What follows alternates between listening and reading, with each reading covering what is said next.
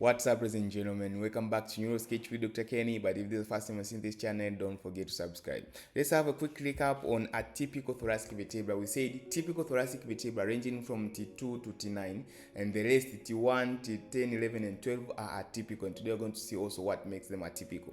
T1, for example, is atypical because the body of T1 is instead of having half and half a facet, it has got 1 and half a facet instead of instead of half and half, it has got one full and half a facet. And we say this one full facet is because of articulation fully with the rib number 1, and because rib number 1 does not articulate with the cervical vertebra, and this one does not expect any contribution to the cervical vertebra, so it gives one full facet to articulate with the rib number 1, and this is what makes it atypical. This is what makes T1 atypical. T10 is atypical because instead of also having half and half a facet, it has got only one full facet, or sometimes just a half a facet, just a single half facet, a single demifacet. And if it has got one full facet like this, it articulates fully with the rib number 10. And because it articulates fully with the rib number 10 does not articulate with the T9.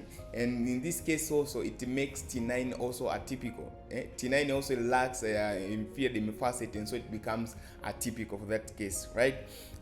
This is what makes the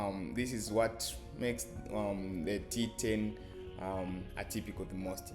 And then T11 and T12, they are also having a single full facet on their body, and so they are articulating only with a respective number of ribs. For example, T11 will articulate with rib number 11, and on top of that, it does not have the transverse costal facet. Transverse costal facet is lacking from T11 and T12.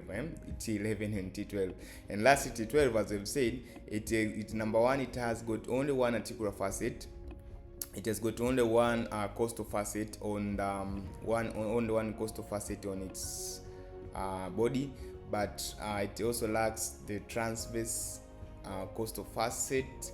And if that is not enough, the orientation of the thoracic, the orientation of the inferior articular facets are different when compared to the other vertebrae. See, this articular facet are pointing, this inferior articular facet are pointing a little bit on the lateral side instead of pointing on the medial side as we expected. We have seen in the features of the typical thoracic vertebra. Yeah, so for this reason, T12 is atypical, and we said is most site of experiencing vertebral compression fracture because of what? Because of this significant transition from a very rigid spine, very rigid thoracic spine into more lumbar spine. And we said what? The thoracic vertebra, the thoracic vertebra allow the thoracic column allow the rotation, and it limits other movement, and this is what makes it different. Yeah, see you next time.